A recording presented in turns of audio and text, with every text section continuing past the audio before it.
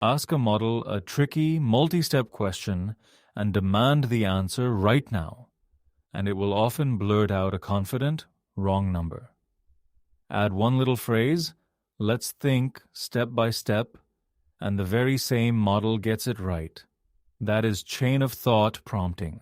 Chain of thought means having the model write out its intermediate reasoning before the final answer. For a word problem, that is laying out the steps. First this, then that, therefore the answer, with the answer coming at the end.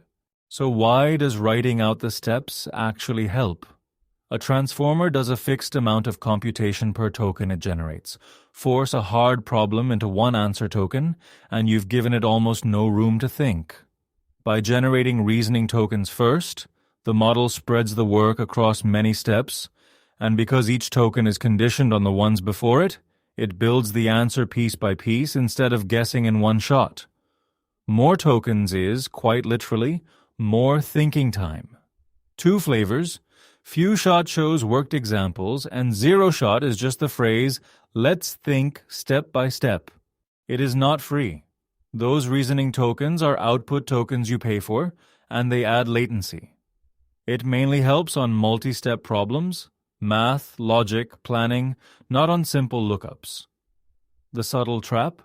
The reasoning it shows can look plausible and still land on the wrong answer, so don't blindly trust the explanation. And it helps large models far more than small ones. This idea is everywhere now. Self-consistency samples several chains and takes a majority vote. Tree of Thought explores branching reasoning paths, and the newest reasoning models, the O-series and its rivals, basically bake chain of thought into training, thinking in a long-hidden scratchpad before answering.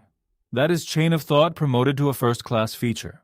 So, chain of thought is prompting a model to write its reasoning steps before the answer, which gives it more compute to work through multi-step problems and sharply lifts accuracy. Zero shot is let's think step by step. Few shot shows worked examples. If an interviewer asks why chain of thought helps, say, it lets the model spend more tokens, and therefore more computation, decomposing a hard problem instead of answering in a single step. That was the 2-minute version. The full breakdown, zero shot versus few shot chain of thought and reasoning models, is a free lesson on systemdesign.academy. Link below. Tell me what to break down next.